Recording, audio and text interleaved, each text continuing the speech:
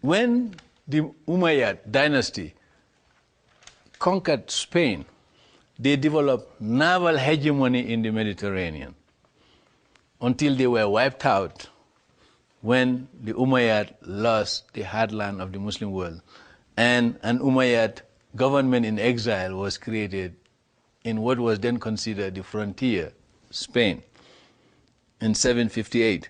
But then later on, what was a frontier would become very developed. This is a pattern of all civilizations.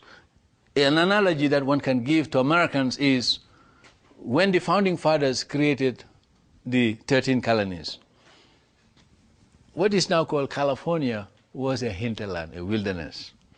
But today, just 200 years, or less than 150 years, California now is a very important cultural part of the United States. The same thing happened in Andalusia. Andalusia was a backwater area, but then Andalusia became a major center of civilization to the point that it rivaled Baghdad, and you have poets from Andalusia who wrote glowingly about their city. Why talk about the cities of Baghdad and others? We have it here.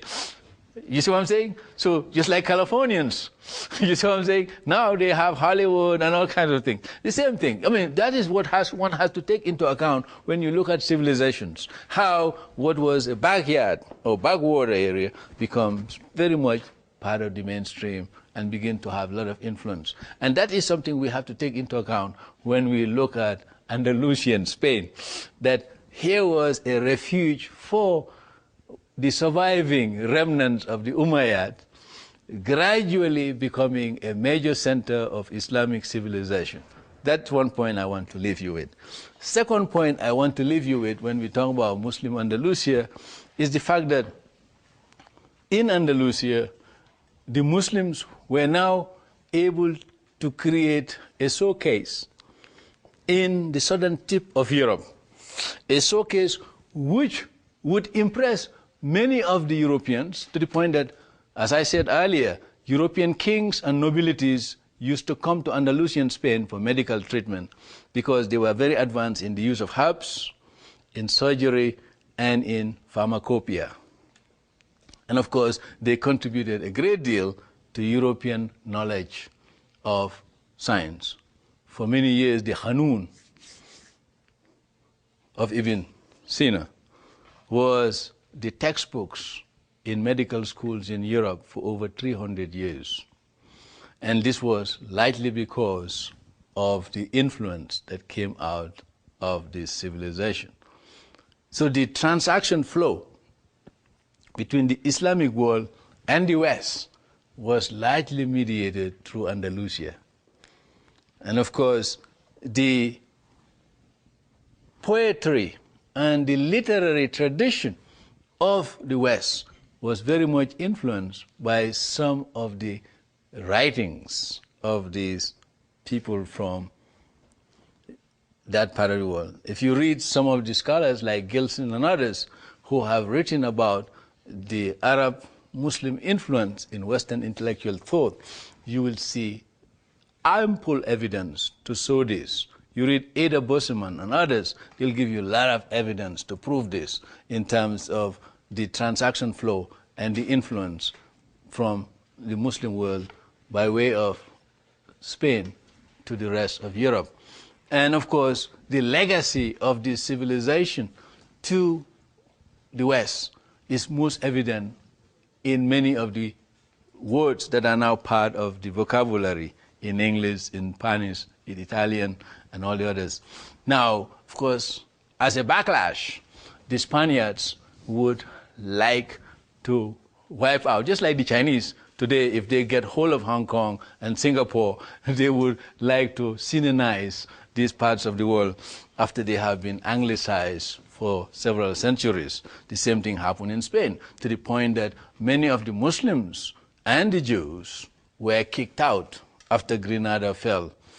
Once Ferdinand and Isabel came to power, there was a purge, and the Inquisition led to the exodus of many of these people. Many of them, of course, went underground. In the case of the Muslims, they played taqiyya, known to the Shiites. You know, you don't reveal your true identity. And of course, the Jews the Moranos, they call them in the literature, also play taqiyya in terms of hiding their names and their identity, to the point that they change their names. You find many of the Muslims who would change their names, and you find remnants of that. The Jews who found themselves in this kind of situation, your name is Levi, so you will hide your name and you call yourself Ben Levides. So, I mean, you have Spanish who still have that name, Ben Levides. And, you know, and if you go to, I mean, and you have some of those Muslims, Arabs, who will change their names. They may call themselves Ben Medina. You see, like to keep Medina as a code name to show their Muslim names, or Gonzalez. I mean, you know, like, you have this. Some of the scholars who are investigating this phenomena are now beginning to realize that this kind of passing, you know, was taking place, changing your name so that you cannot be detected as member of the targeted group. And this happens in the history of Spain. This happened with civilizations. When groups move into each other's territory, you have the convergence or divergence of civilization.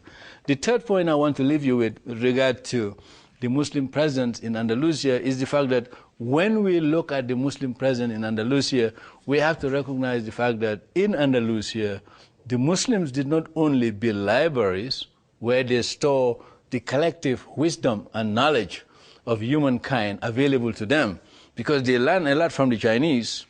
The Prophet told them, go to China to learn knowledge. They got learned a lot from the Indians, because the Indians contributed to what we now call the Arabic numerals. The 0 came from India. And of course, that was also passed on to Europe, because you cannot do long division with Latin numbers. So, I mean, you know, like that became very important in terms of the development of mathematics. Now, the fourth point that needs to be emphasized here really is the fact that if you look at the transaction flow from Andalusia to the west, you will see that the writings of Ibn Rus, Ibn Khazim, Ibn Sina, and many others impacted in the understanding of Aristotle and Plato, in the understanding of medicine, in the understanding of chemistry, alchemy, and in the understanding of geometry, to the point that in the English language we have words like chemistry coming from the Muslim world by way of Spain. We have words like logarithm from al-Khawarizmi, you see, and many other words that one can identify in the English language. And of course, scholars have documented all this. All we have to do is go to the library, read these things, and they become part of our mental furniture.